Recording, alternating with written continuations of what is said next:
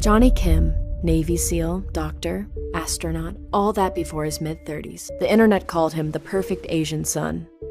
Hilarious. But no one can argue. This guy's fucking impressive. He survived the Battle of Ramadi, one of the deadliest missions in Iraq. But the first time he faced death, he was just a kid. When I think about my life, I was a scared little boy. At 16, his father pulled a gun on his entire family, and things turned ugly. For years, Jonny carried that guilt of what happened to his father, and he hated himself, hated his life, until one of his friends got him into the SEALs.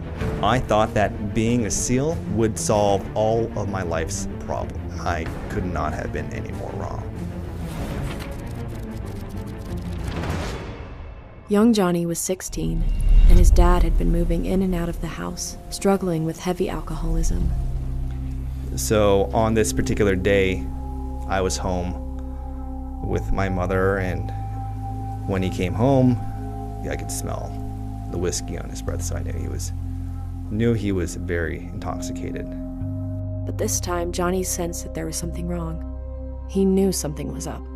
I remember my father came up to me, and some of the last words he said to me was, "I'm sorry, Jonathan," and he pepper sprayed my face. Then all I hear in the kitchen is my mother screaming for help and saying, "He's got a gun." Jonny couldn't stay put. He had to do something about it. He had to confront him in some way. So I got up and I did my best to fight him and get that gun as hard as I could, as strong as I guess a 140-pound-year-old kid could do at the time. But I lost that fight. He was able to get a hold of a dumbbell nearby and smash my head in with it, and he was able to get his gun out of his pocket. He shot it in the air, and I remember clearly pleading with him that we loved him and that he didn't have to do this. I clearly remember saying that it's not too late. And in a moment of clarity that my father found, he decided not to shoot us, not to kill us, and I told him to go run. And that was the last time I saw my father. And his father ran out of the room. Jonny and his family survived one more day, hoping they would never have to see him again. If only it could have ended right there.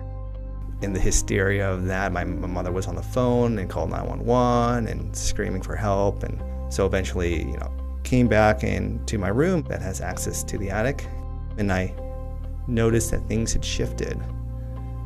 And I noticed that furniture was moved in such a way,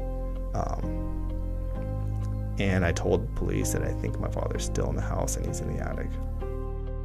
So they did what they're trained to do. They sectioned off the area, confronted my father, and shots were fired, and my father was killed. So I was 16 years old, and I would say being lost was probably a good description of how I felt up until that time. And my buddy Keith told me with passion I've never seen before about a Navy SEAL.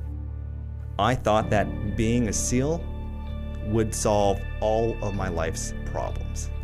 I could not have been any more wrong.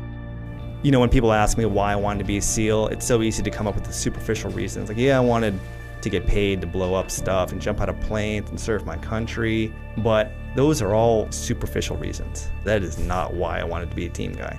I wanted to become a different person, to find my identity, be someone that could protect the people that I loved that couldn't protect themselves.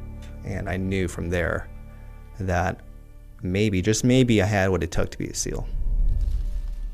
He has always been the shy, quiet kid, the kind no one ever notices. But since the incident, something had changed in him. It was my ticket to escape the childhood I was born into. This idea of Jonathan that people had knew as a scared little boy. I needed a reset button. Like a lot of guys, I was just so hungry to be accepted, to be a good job. Like, look, I can put out, I'm an asset. Like, I want to be here because I want to be here. But when I showed up to Iraq, I was scared. My first deployment, I think it became very clear the situation we found ourselves in. With a sniper rifle in hand and a med kit strapped to his chest, Jonny moves into the infamous Battle of Ramadi against Al-Qaeda. There, Jonny's best friend got caught in the middle of the firefight. Ryan was hit in the face.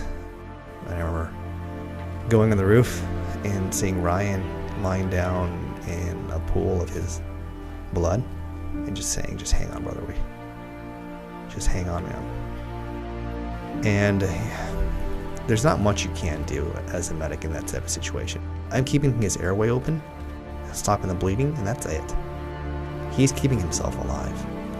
Ryan's a trooper. I mean, he was the best of us. The actions of that day, we lost two really good men. The death of Ryan left him broken. First his father, then his best friend. His whole world was falling apart. There are no right words for situations like that. But I think just being there with the people you love at your side is the most important thing to be doing. It took years for me to learn to be human again, to let go of that anger, to sublimate all those experiences, those raw emotions into good. And I'm not here to tell you I was never on the path to darkness. I think being a SEAL was maybe a little bit more selfish for the reasons we talked about, because I wanted to be a part of, I wanted to find my identity. I realized that it was completely born out of my situation with my father.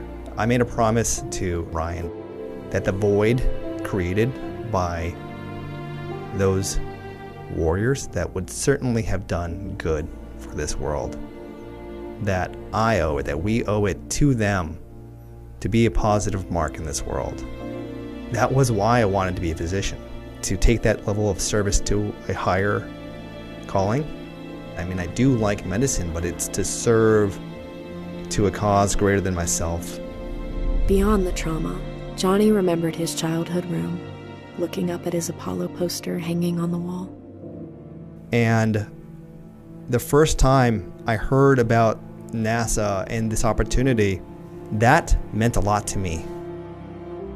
And that's when I put my name in the hat, because it was completely consistent with my goals that I promised that I would, for the rest of my life, do something to impact positive good in our world. And I try and exercise that in everything I do, especially at NASA. Space was never on the horizon, and we talked a little bit about where I came from. That scared little boy that grew up under my father's shadow, I never thought I could have been a SEAL or a doctor or an astronaut. There's no way. One of my favorite quotes is from Dr. Martin Luther King. Everyone is capable of greatness, not fame, but greatness, because greatness is determined by service. And that's how I honor the brothers we lost. And I will never stop until the day I die trying to fill in that void, because it's a void that can never be filled in.